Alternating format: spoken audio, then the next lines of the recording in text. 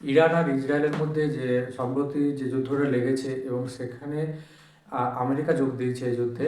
America ইসরায়েলের পক্ষে লড়াইটা করছে ইরানের বিরুদ্ধে। তো এখন ইরান কী করলো, ইরান যে হরমুজ প্রণালীটা ছিল যেখান দিয়ে বিশ্বের প্রায় 40% বাণিজ্য হয়, বিশেষ করে তেল আমদানি হয়, তো সেই হরমুজ প্রণালীর কন্ট্রোল কিন্তু ইরান নিয়েছে। ইরান কী করছে, ইরান যে হুঁশিয়ারিটা দিয়েছে, যে ঘোষণাটা করছে, শুধুমাত্র রাশিয়া এবং চীন জাহাজ ছাড়া কোনো জাহাজকে তারা ওই হরমুজ প্রণালী দিয়ে আসতে দেবে না।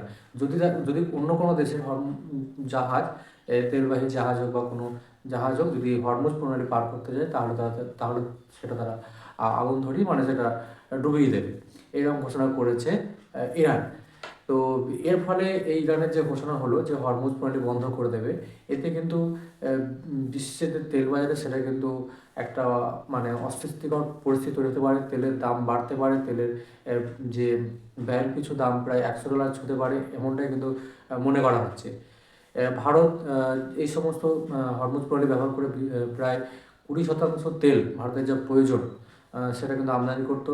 যেহেতু হরমুজ প্রণালী দিয়ে ভারতের কোনো তেলবাহী জাহাজ এখন আসতে পারবে না, তাই ভারতেও কিন্তু তেলের সংকট দেখা দিতে পারে। ভারতের বিদেশ মন্ত্রকের বক্তব্য, ভারতে প্রায় 50 দিনেরও বেশি তেল কিন্তু মজুদ আছে।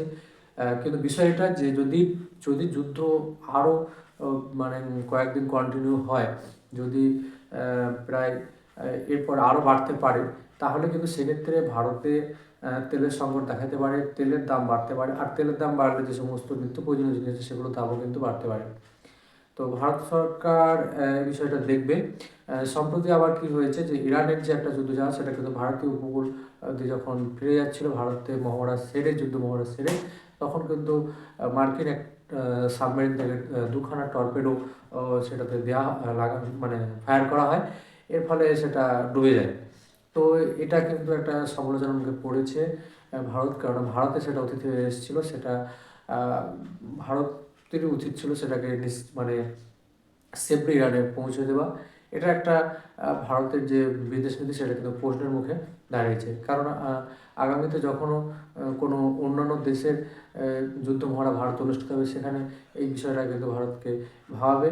কারণ ভারত সমস্ত দেশকে নিজের অতিথি বলে ভাবে, সেই অতিথিকে কিন্তু মানে মানে সুস্থভাবে বাড়ি ফেরাতে পারেনি। এটা একটা ভারতের বিদেশ নীতির একটা সমালোচনার মুখে পড়েছে। সম্প্রতি ইরানে আরও একটা যুদ্ধজাহাজ, সেটা কিন্তু ওই শ্রীলঙ্কা উপকূলে দেখা গেছে, এটা কিন্তু খবরে এসছে। এর ফলে যে যুদ্ধ যে পাল্টা প্রত্যাঘাত হচ্ছে ইরান, ইসরায়েল এবং আমেরিকার মধ্যে, সেটা কিন্তু এখন চরমে পৌঁছে গিয়েছে।